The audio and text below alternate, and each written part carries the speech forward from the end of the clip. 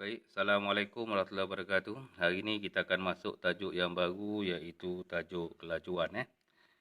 Jadi saya harap murid-murid semua telah bersedia pada pagi ini dan boleh rujuk buku teks lah. Tajuk kelajuan iaitu pada muka surat 115. Jadi murid-murid boleh rujuk buku teks juga sambil menonton YouTube cikgu. So, jadi di sini yang dimaksudkan adalah kelajuan adalah merupakan ukuran cepat atau lambat sesuatu objek yang bergerak dari satu tempat ke tempat yang lain. Maknanya kelajuan tu cepat ataupun lambat, ianya ada kelajuan daripada satu tempat ke tempat yang lain. Maknanya kalau laju tapi tak ada pergerakan yang berpindah tempat, maknanya kita tak kira dia sebagai kelajuan. Jadi itulah maksudnya. Jadi kalau kita perhatikan dalam gambar rajah ni, kita perhatikan ada 5 gambar. Iaitu ada gambar kuda, ada gambar siput, ada gambar air sungai yang mengalir, ada tiupan angin dan ada gambar kereta Lamborghini. Jadi kalau kita perhatikan gambar ni, kuda pergerakannya cepat, siput pergerakannya lambat, air sungai pergerakannya lambat, manakala tiupan angin ni, ribut taufan ni pergerakannya cepat. Jadi mana dekat sini kita perhatikan yang manakah yang melibatkan yang lebih laju. Betul, iaitu kuda dan juga ribut taufan. Manakala yang bergerak perlahan, ya betul, siput dan juga aliran air sungai. Manakala gambar yang di tengah-tengah ni adalah gambar kereta. Kereta ni dalam keadaan bergerak ataupun tidak bergerak.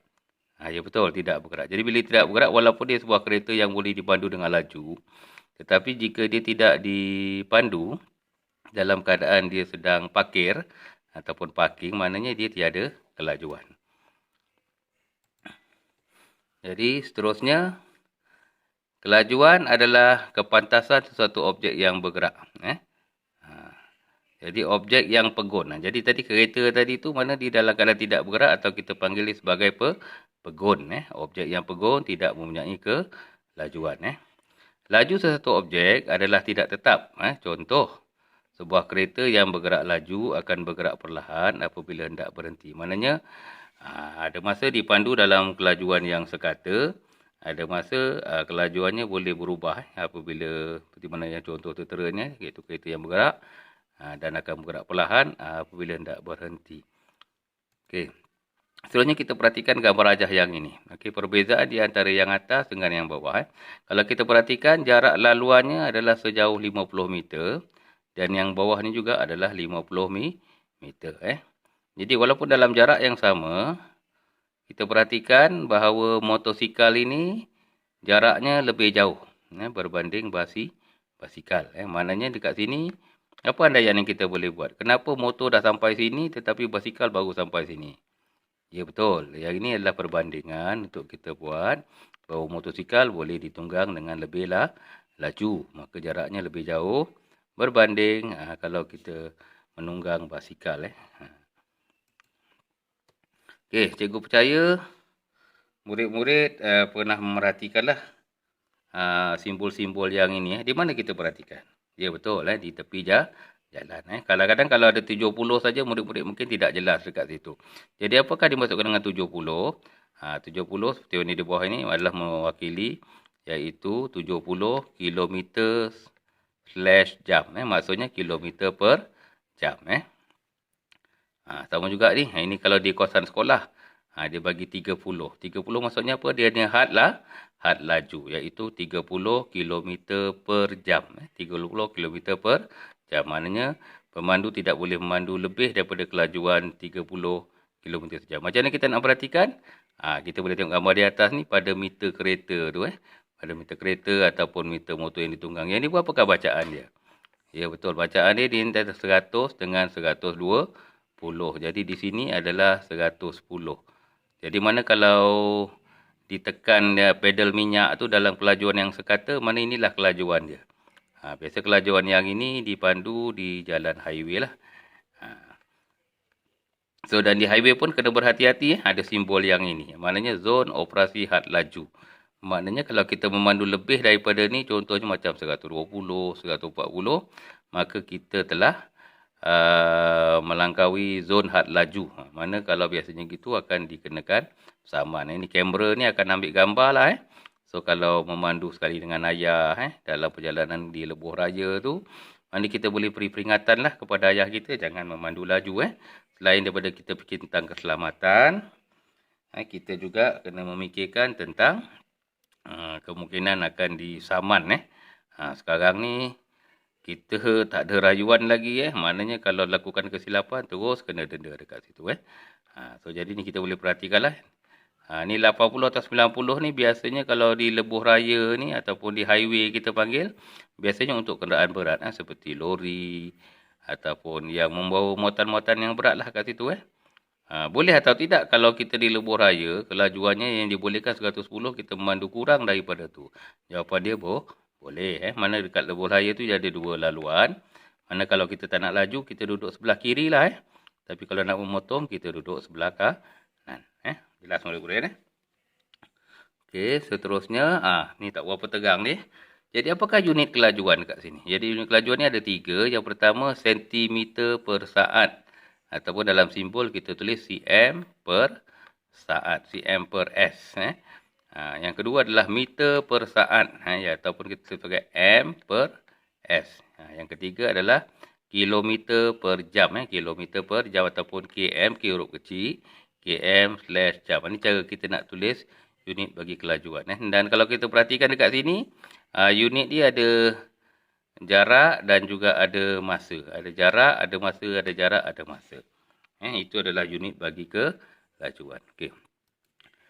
Bagaimanakah hubungan di antara kelajuan, jarak dan masa? Okey, yang ini saya akan terangkan dengan lebih detail. Kita baca, cuba murid semak.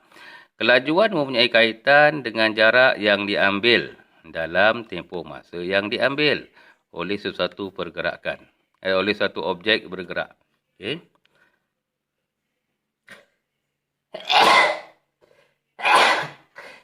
Minta maaf juga. Jadi, kita tengok ayat yang kedua ni.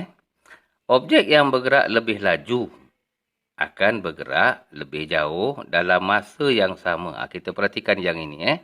Di antara murid berjalan dengan seorang lagi murid berbasikal. Jadi, dekat sini ditetapkan dia punya masa kat situ. Masanya sama. Masa yang sama. Masa dalam masa 10 saat. Jadi, murid ni bergerak ataupun berjalan sejauh 10 meter. Manakala dalam masa 10 saat juga, kalau berbasikal, dia bergerak sejauh 20 meter. Jadi, mana dekat sini,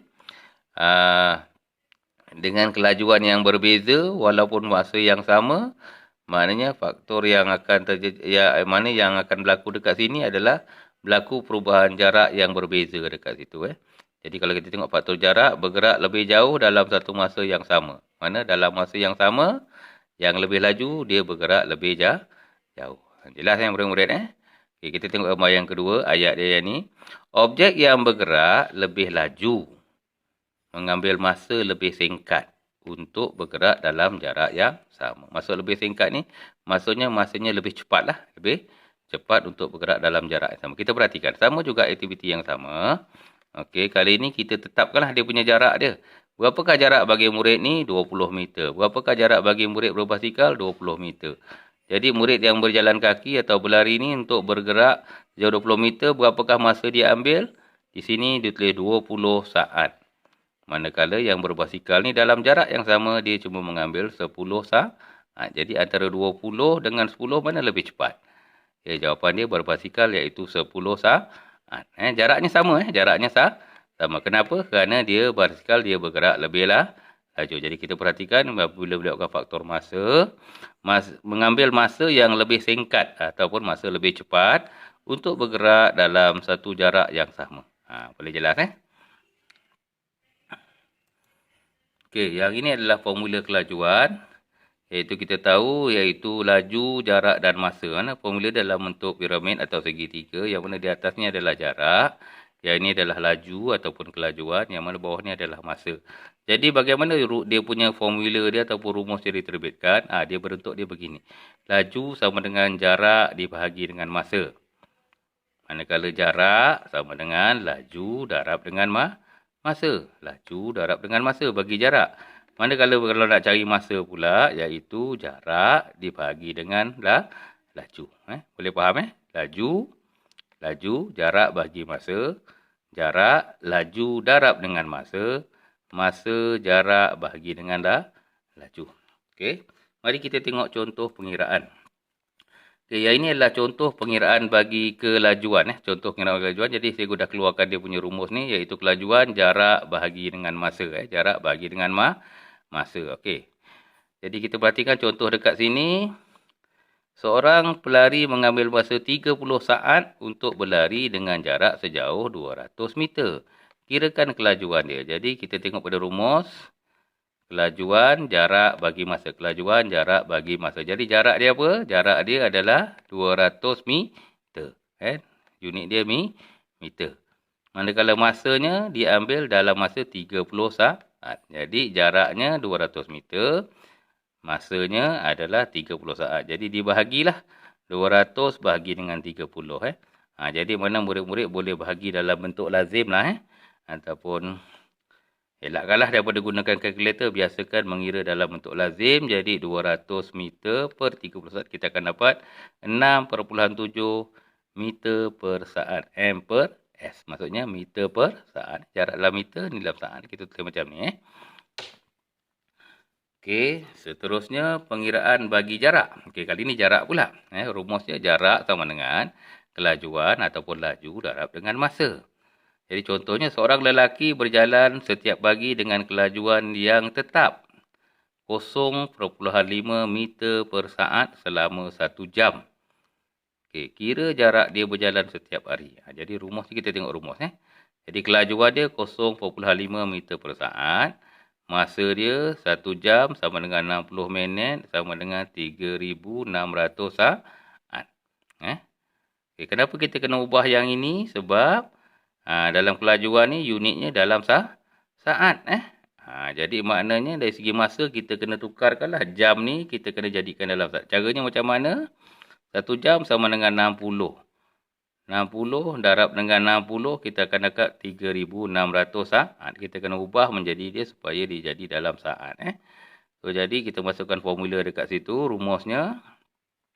Jadi kelajuan, jarak sama dengan kelajuan darab dengan masa. Jadi 0.5 meter per saat darab dengan 3,600 saat. Kita akan dapat 1,800 meter. Mana pergi S-nya? Ya. S dekat sini dan sini kita dah potong. Jadi yang tinggal cuma M. Sebab apa? Kita nak cari dia punya jarak. Jarak unit dia satu je lah. M ni mewakili meter. Jadi jarak dia berjalan adalah 1,800 meter. Jelas murid-murid. Okey, manakala seterusnya adalah melibatkan kita nak cari masa pula. Jadi formula dia atau rumus dia jarak dibahagi dengan kelajuan atau jarak bagi dengan laju. Contoh, seekor siput bergerak dengan kelajuan 2 cm per saat. Berapa lamakah masa yang diambil oleh siput itu untuk bergerak dari X hingga Y? Daripada X hingga Y. Berapa lama tu? Jadi sebelum tu ada tak unit yang kita perlu tukar? Okay, kita tengok dekat sini jaraknya 100 cm. Kelajuan dia 2 cm per saat. Okey, tidak ada yang diubah. Tapi kalau dalam meter kita kena ubahlah. Macam ni kita tak perlu nak ubah. Jadi kita just masukkan sajalah dalam dia punya rumus masa. Jaraknya berapa tadi ni?